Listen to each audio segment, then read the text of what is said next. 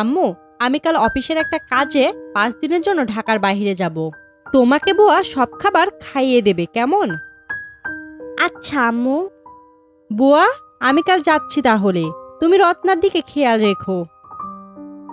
আগে জি আফা, আপনি কোনো চিন্তা করিয়েন না।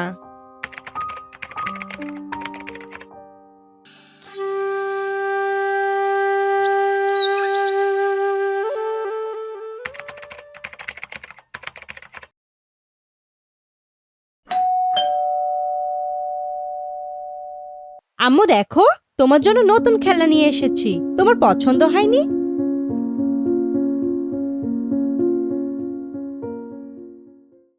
না আম্মু। কেন? তোমার শরীর খারাপ? বুয়া তোমাকে ঠিক মতো খেতে দেয়নি? না আম্মু।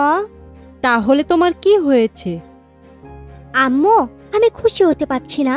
তুমি চলে গেলে আমার একদম ভালো লাগে না। আমি তো তোমার খুশির জন্যই অফিসে যাই আম্মু। কি বলো আম্মু? তুমি তো অফিসে গেলে আমি একা একা থাকি। আমার অনেক কষ্ট হয়। বউয়ের হাতের মাখানো খাবার আমি খেতে পারি না। আম্মু, আমি অফিসে যাই, অনেক টাকা পাই। তা দিয়ে তোমার জন্য খেলনা কিনি।